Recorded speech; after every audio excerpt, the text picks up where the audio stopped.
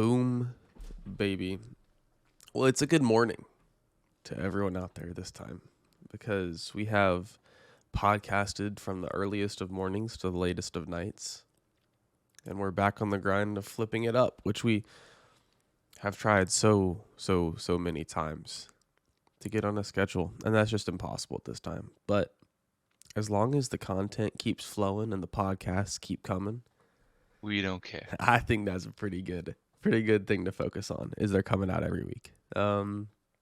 Thank you guys for joining in to another podcast of Two Bots, One Game. Excited to sit today. We have a little bit more of a, what would you call it, PoP? A chill day. There's nothing world-bending, mind-breaking. It just feels like it was a kind of a normal week in Valorant, which is nice. No businesses went bankrupt. As far as I know, outside of Thwifo from EG or Inter EG, no players got dropped. It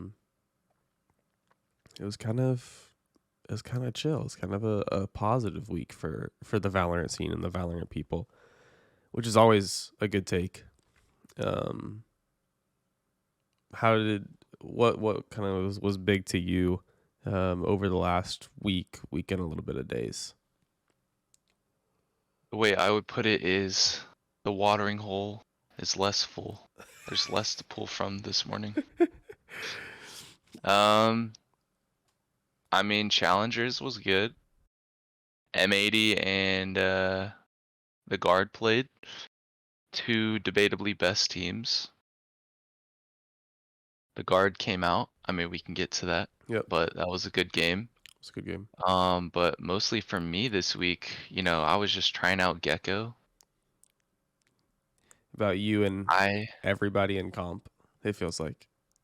Yeah, I mean, I am all right with him, I guess. I don't know. I can't figure out his flash, but I played a guy last night, and actually it was multiple guys. I think people are trying to figure something out, because, like, I never see the little armadillo, and then I just get gecked in the face. They got with the timing coming down. Yeah, I don't know what's going on, but yeah, Gekko's pretty fun. So the more, I won't get into it too much, but the more you play him, do you think he is balanced? Like what we said last week? Yeah, I think he's balanced. I think he's even weak.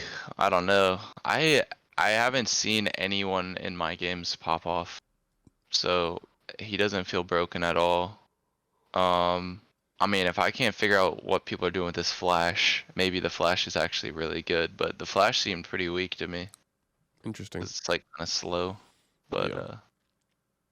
Well, before we hop into to all that good juicy content, let's quickly update on some roster changes. I mentioned Thwifo got dropped. The only other really big roster changes that I saw, Ye and Vanity still looking for opportunities. I feel like I saw somewhere that Ye was entertaining $1 million offer from a APAC team, which does not surprise me. Some of those APAC teams got stupid money. Will be surprising to see if he takes it or not. Like if he follows up on moving to APAC. Where is the central hub location for APAC? Is it Tokyo? I think Seoul, I know South Korea. Masters is at Tokyo. I think it's Seoul, South Korea. That makes more sense. I see a tweet. It says the 10 teams meeting in Seoul, South Korea for VCT's Pacific. Yep. There you go. There's your answer. I didn't know since the last event of the year is going to be in LA and the US is hosting in LA. I wasn't positive if they kept it in the same location. But to move to South Korea, could you see Ye walking through the streets of Seoul, South Korea? You would stand out like a sore thumb, and I mean, I guess. I mean, they'd probably love him. nice. Yeah, Yeah, like I think esports stars kind of get big over in South Korea. he'd probably be great too, but who's he gonna join? Replace Buzz on DRX? Absolutely not. I mean, yeah, who's He he could gonna join play like a for? team secret. He could go join Aaron, Global Esports. But then he would replace what's his name? That'd The be Indian dude. no. Rossi played KO. He played Initiator sometimes. Thought he played Jet too though. Yeah, but if he did, I mean, you never. SK Rossi, Yay, and Aaron. That'd be fun. Just a little random. Gen G seems like they're bad. DFM seems like they're bad. Yeah, Talon, RRQ, Zeta. they're decent. Talon's decent. There's somewhere for him. Yeah, there's place out there. There's money out there. Well, so Yay and Vanity still looking around. Probably one of the most fun players to watch in VCT history has re-signed. Kesnet has re-signed with his former organization in Crew. Kesnet holds down. Whenever I think of Kesnet, I think I'm gonna go put one guy on defense on Ascent with a Guardian in mid, and let him just hold down mid by himself. Because Kesnet's that guy. What's wild to me is that Kesnet is sixth man and probably is not gonna play any, and that is just to not play someone with that level of talent. It's wild to me. And the same on the flip side of that very same coin, right? You have Marved confirmed join for Sentinels. Marved was seen as one of the best controller players in the world. Marv's going to be a six man. So you have these massive, massive talent individuals that are sitting there as six man. How do you justify leaving that much talent on the bench?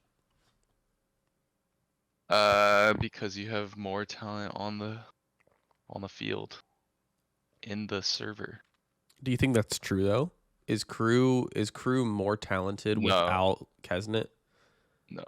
But that's how they'll justify it. But no, I mean, Kesnet was so much better than the rest of his team. I Yeah. mean, more of Crew has been like proving themselves to me over the past year or so, but actually more like year and a half. I remember at the first tournament in Reykjavik in 2021, Kesnet was carrying so hard. Like it seemed ridiculous.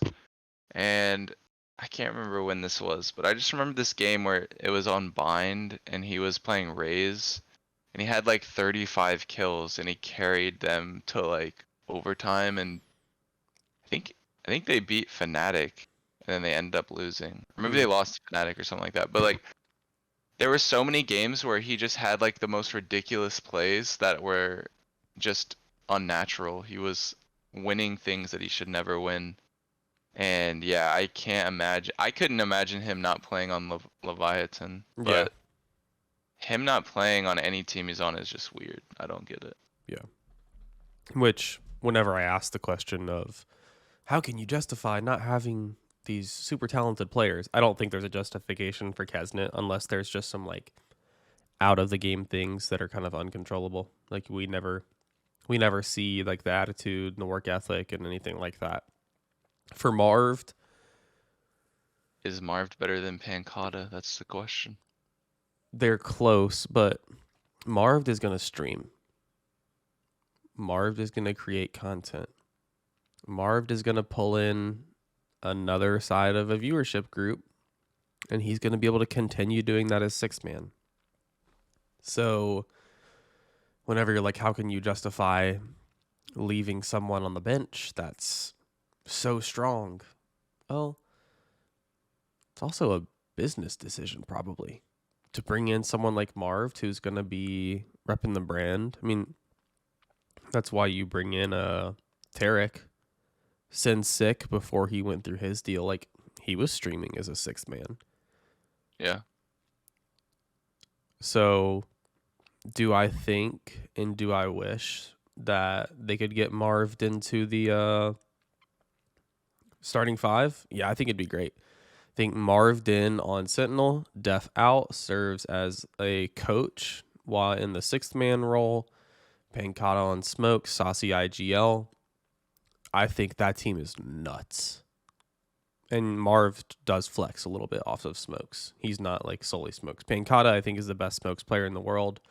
The way he plays in and around his Smokes, his aim, his clutch ability, different level. I don't think you take him off Smokes. But from watching those first couple games, the Sentinels play and their reads is not otherworldly. It's like okay. It's like decent. But it's not so good that I was like, you can't get away from it. Like you can't try something else. I think it would almost be beneficial to go ahead and try something else earlier in the year. And if it doesn't work, whatever. It'd be interesting to see how much they're paying these guys. How much they're paying Marv as sixth man. How much they're paying someone like Def to come in IGL. A lot. Probably a lot more than you or I realize. Yeah. I mean, I always remember Nitro was getting paid 40K a month, and that was at the beginning of Valorant. So I'd say it's probably at least 20K a month. Yeah. Which is ridiculous. But it is crazy. Well, speaking of guys that are not making that much money but are trying to get there, we have now gotten to the point of the mid-season face-off and NA Challenger split. The bracket is set. Had a really good game, I want to say 2 days ago. I think it was. Between the Moist Moguls and FaZe. Why am I tripping? It had to be between Moist and FaZe. It definitely was. Yeah, it was. Watch that to kind of solidify some of the seeding in the tournament. So we have the bracket here. M80 coming in as the overall number 1 seed, playing against Disguised. Saw some pretty funny tweets. Just kind of trolling each other. M80 being like Disguised when they find out they have to play M80 again. Because that didn't go too well for Disguised first time they played. So rip toast. TSM playing Moist Moguls. Moist Moguls being the previous Turtle Troop team that was acquired by Moist Critical and Ludwig. The guard playing FaZe Clan and G2 Oxygen to round it out. Of these first 4 matchups, who are you most excited to watch? And who do you think is going to take home the grand final at the end of March? I am going to go off the rails a little bit, and I'm going to go with TSM with Kampeki. Really? They're kind of different. Okay. Tell me why you expect a team that is third best, maybe. Well, Kampeki's only played in 2 games. And let me look. I don't know. I mean, I'm not saying that I'm thinking that TSM is like better than M80 necessarily, but I'm just gonna pick them as a surprise beat M80, and then they probably meet the guard in the upper final. Okay. Upset them too. I just think Kampeki is really solid. They're playing really well. M80 just lost to the guard. The guard before that lost to TSM. So there's weakness in both of those teams. G2, obviously, there's weakness there too. And I think this new TSM with Kampeki is gonna win it all. They're different. What's weird to me, and I hate saying this, right? Because we played in the open qualifier tournament, got smacked. Like wasn't even close, really. We did give nearest airport a little run for the money, but nothing crazy, right? None of these teams, whenever I watch them, look great. Like, they look good, and they look like really impressive at some points. Yeah. But I've yet to watch one of these games and be like, this is a really good team. Yeah, they don't This look like some of the like standout tier 1 teams that lock in. no, or like this team has really good execs, or this team has really good strats. Like I've not seen that. Now obviously they're not tier 1, right? But I would have expected a G2, a TSM, an M80, the guard, like those teams that were actually on the edge, the ones that are getting invited into a tournament league like this, right? I would have expected them to be like steps above. Like truly steps above their competition. Well, the way the seeding turned out, like they were. But if you watch the games, it doesn't look super organized. And I feel like I'm talking negatively about them, but I just haven't been impressed with the overall quality of play in this league. So all that to be said, who do I think is going to win this tournament? I think my most interesting game to watch is going to be the TSM Moist Moguls game, that first quarterfinals. I feel like Moist in their game against FaZe. Now FaZe is just not great, but Moist looked pretty good, pretty disciplined. Let's see if they can give TSM a run for their money, right? Pretty sure that's like the 4-5, isn't it? Yeah. Yeah, I think that one will be a good game. But I have a hard time right now going against M80. Koala Noob especially. Homie looks unreal. So would be surprised if he doesn't get poached eventually. That will be an interesting thing. Is whenever these tier 1 teams start trying to grab some of these tier 2 players that are playing really well. Will be interesting to see like how the contracts are structured, to see like what buyout clauses are and can't leave until this date and all that great stuff. Right. I think M80 wins it all. I think it's probably not close. I don't know who comes in second or third. Honestly, I don't care. But I think it'll be a fun tournament to watch from the fact of it's probably not going to be that predictable. I imagine we're going to see some chokes. I imagine we're going to see some like upsets, if not like really close upsets that weren't able to come to fruition. Yeah, I mean, shoot, we'll see, right? Yeah, I agree. Cool. Well, you talked about Gekko earlier, so I want to circle back to it and talk a little bit about him. One stat that I thought was funny.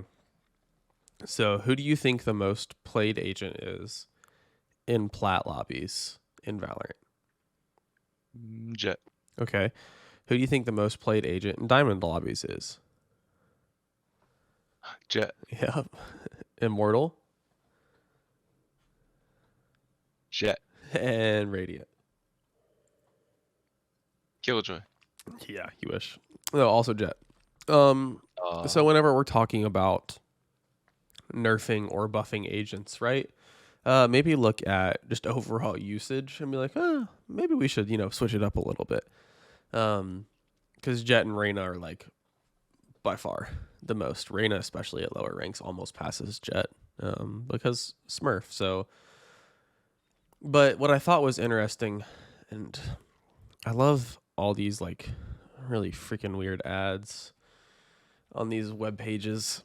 It's just the most annoying thing. So Tracker GG, love the site. It's really kind of like grown and expanded. They're putting money into it. Like they're developing it out, right? Has this insights page where they break down the agents in the game into tier lists for you. Websites doing automated tier lists over the last 2 weeks. They look at the pick rate of the agent, the win rate of the agent, kills, and KD. Okay, so pretty cool to think about. Gekko has been out. See, he came out last Tuesday, so 10 days essentially. 10 days essentially. Gekko has made his way into S tier for win rate, which I find very interesting.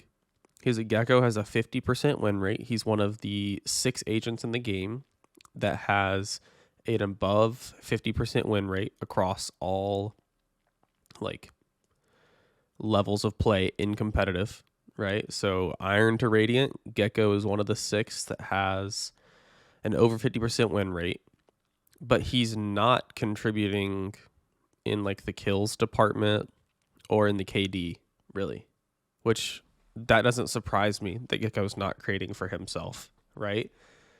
But I find it super interesting that the win rate is that high, because normally whenever a new agent comes into the game, they struggle because people don't know how to play them. My personal thought is Gekko's doing so well because people don't know how to play against him, right? Yeah. Like people don't know how to play. Hey, we now have bomb on site because we shot wingman while he was trying to plant. Now we just have to hold site and we win the game. Like people don't know how to play it. Post plants now have gotten so much stronger because you expose yourself 0 if you can get wingman on site just to plant the bomb. Yeah. He's providing good util for a duelist, I guess. I mean, I don't know. Whenever I opened this, I was kind of shocked to see him at an over 50% win rate. And to see him up in the likes of some of these much more common agents that we see with just higher win rates, like Brim, KJ, Sage. Like that makes sense to me. Even Reyna, I guess, if you're talking about people smurfing out, they're gonna win those games on Reyna. Why do you think Gekko is so high, and what are your thoughts on him now that we've seen him play for a little bit? Yeah, I think the only reason is because people don't know how to play against him, because I really don't think he's that strong. I'm not surprised about kills. Well, I mean, it doesn't seem like he's like doesn't get any kills, because the kill percentage in relation to the pick rate percentage, that kind of shows if you're under or over what should be expected. So like Rain is far above, but he's slightly under in the kills. But I guess he's definitely not like popping off, or people playing him aren't popping off, No. which is what I was talking to you earlier of. Like, I just haven't seen anyone pop off with Gekko. It just seems like he's kind of just like an initiator, Yep. which is what he's supposed to be. Yeah. He But fits his role. for me personally, also, I've been playing a lot of Harbor recently, and my post plant with a Gekko is like, or sorry, well, my retake with a Gekko is absolutely ridiculous, because I'll put a wall, and Harbor's wall is so nice because they'll get slowed running through it, and I'll block off like the main that they're holding, and then I'll uh put the cove on top of the bomb, and the Gekko will just be defusing with wingman. Mm-hmm. And it's like both of us then get to just hold the wall of Yep. where they're coming out. It's like, unless they have shock darts or a molly, it's like we literally can't lose it. Yep. Like, It's it's pretty just so nice. strong. I've had so many round wins recently because of that. So I think as time goes on, Gekko will be proven to be pretty weak. That's my personal opinion, and then I think he's gonna need some buffs, but I guess we'll see. Yeah. What's interesting to me is KO has moved to the least win rate agent, like the lowest win rate agent. His kills are down too. Yeah, it's His pick very rate is weird. like decently low. And he His was like, Harper's pretty bad too. KO was in like every comp there for a little bit. I think it's just because KO is like what duelists pick when they don't get Jet or Reyna, because it's like, he's so simple, Mm-hmm. and he's like similar to Counter-Strike. And so they're like, oh, I'm being a good teammate, I'm picking Initiator. And they But just like, run him like a it's, duelist. yeah, it's like Haven, and they should definitely be playing Sova if they can, or Fade. And they're just like, oh, okay, because it's the only thing they know how to play. Yep. That's my only guess. I don't know why Harbor's win rate is down too. That's weird. Well, that one doesn't surprise me because there actually is a skill ceiling or like a skill level you need to have to play Harbor, and I'm sure some people are just like trying him out and then just not doing well. Hmm. And it's a totally different play style of Smoke too, right? Yeah. Yeah. Quick thing I want to ask you. What do you think about Harbor's ult? I mean, me personally, I'm a big fan, and I think you know that I play a good bit of Harbor. I think any ult to me, for some reason, that's below 8 ult points, I love it. Because I'm a big believer that you should be farming those orbs. And you should be having your ult Like crazy. at least 3 times and a half. If you have the opportunity to be getting orbs, like that is game changing utility that you just need the discipline to go and grab an orb. I don't. All right. So to your point, I've never found it incredibly useful, as in terms of like I run around an angle and I know someone's gonna be stunned. Yeah. I've never had that before. But it does give you a lot of confidence whenever you are retaking. Um, it's not the easiest thing to see, like the little columns above people. Like Yeah. you have to focus pretty hard to see, like, okay, where is my ult hitting? Let's say Lotus C site, right? Lotus C site, you pop a Harbor ult, you're going to be able to clear it pretty easily. Like there's not the elevation change makes it really hard to clear without that ult. With the ult, makes it pretty visible, right? I got wrecked the other day. We had gotten bombed down A site on Fracture. We were all A main holding post plant for the main plant. They Harbor ulted. Well, there were 4 of us alive. Because there were 4 of us alive, there was a lot of area that was getting concussed inside of A main. So we all got stunned because we would leave our circle, but we'd go into somebody else's circle. It's like that Harbor ult wiped us.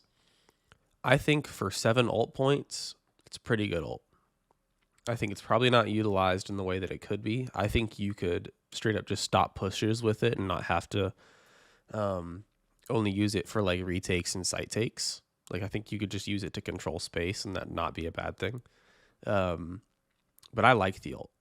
I think it's good. I think you have to know like its limits and it's not just giving you sight for free. But if you pair Harbor ult with like any kind of util, I think you can absolutely clear any space that you want. Nice. I'm not saying I hate it, but I just, I think it needs to be stronger. I mean, yeah.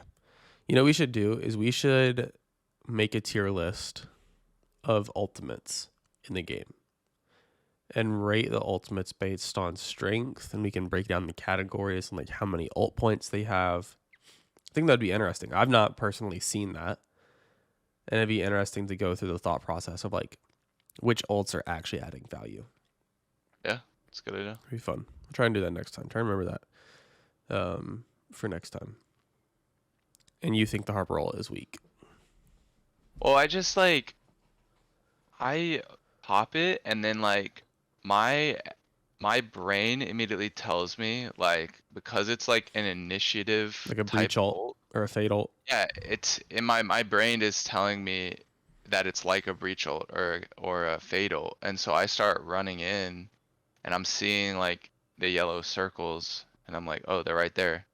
And then they pop and flash then it out. just it just never works. Like the ult really never works for me. Like it does, but it just seems very weak, and it seems like it lasts like 3 seconds. Like I know it doesn't. It does feel very quick. That's how it feels. Like it would be good. They don't have to change anything about it. It would be good if it lasted like 20 seconds. Like it just lasts like a really long time. But I swear it lasts like 7 seconds. Yeah, Which, that is a valid point to make. but so if they're gonna keep it at the time that it's at, it needs to be like the yellow showing where people is needs to be like a column like to the sky. Yep. So like you can know where they are, or it needs to be faster to where they actually get stunned. Yeah. I just I just think there's like things about it that frustrate me. It just feels weak. Yep. But I love his kit. Like all the other abilities, I don't want them to change at all. I love all the other stuff. Yeah. Agree. I'd be down if they made it cheaper or a little stronger. Yeah. Mm-mm-mm. Cool. Well, do you have anything else that you were wanting to hit on before we go ahead and wrap it up today? Did we talk about Killjoy getting nerfed? Oh, we did not. Allegedly, there are some Killjoy reworks in the working. I don't know what that means. I don't Cypher's understand. I don't understand why they really need to balance Killjoy. I think the reason Killjoy came into the meta is because they nerfed the crap out of Chamber, and they took away how often people are playing Sage with like how she like her heal differential now. So like, can't be selfish now. well, They it's have to like be a team. I've never understood. All right, we're going to nerf agents, and that makes the other agents too good. So we need to nerf those agents. It's like, no. You nerfed a group of agents, and you nerfed them too much that you made everybody else look really good because you didn't properly balance your nerf. So instead of nerfing somebody else and making everybody bad, why don't you just readjust the crazy nerfs that you implemented the first time just to bring those other agents back up to a playable level? No one can play Chamber right now. Give Chamber 2 trips and make it global. People are going to start playing Chamber again. Crazy how that works. That's not overpowered. I agree. Keep him with the 1 TP setup if that's what you like. Keep his kit expensive. Give him 2 trips, make him global. That shouldn't, you shouldn't be reworking Killjoy because of the dumb decisions the Riot devs made on Chamber and then a little bit of Sage. Like that's just, unless they are like trying to set her up for the new class of agent that they're bringing in, which I believe is a Sentinel next. So there could be That's me. some logic behind that, right? But don't. It feels so personal saying this. Like, don't make other people pay for your mistakes, right? It's like, Yeah. don't screw over other agents because you poorly balanced a couple other agents. I mean, this is like the age-old argument with like these types of games. People always get frustrated because their main gets nerfed. And they're like, why did my main have to get nerfed? Why couldn't it be like his main got buffed? So then Mm. like both of us are happy. So like I get to keep the one I like at the level that I appreciate it, and then he gets to like be more happy because his main sucks. Yep. Rather than it be like his main still sucks, and then like you make my main suck more, Yeah. make me mad about it, and then his main still sucks, but now it just sucks a little bit less because you ruined my agent. People get mad about that, but I think like Riot doesn't want like every agent to be just like ridiculously powerful, because then it's just a game of utility and I guess Mm-hmm. less gunplay. And Yep. so I think their default is just to nerf, which is sad if Yeah. you're a Killjoy main or you're a agent that gets nerfed all the time. But hey, Yaru main's up. Yep. until Yaro becomes feasible. Yeah, it's something. That was definitely about as much of a rant as you'll probably ever get out of us. So that was something I didn't know I had that in me this morning. Cool. Well, I'm gonna go ahead and wrap us up, guys. We appreciate it as always. The continued support. If you haven't already, make sure to go check us out on Twitter, on TikTok, on YouTube. Trying to expand the content platform. It's not the easiest thing in the world, so your support would mean a lot. Make sure you are following and downloading our podcast on Spotify and on Apple Podcasts. That's two bots, one game, all spelled out. If you want to catch us live, catch us here on Twitch at twitch.tv/DCPL Sully. As always, guys, thank you, and we'll catch you next time. Peace.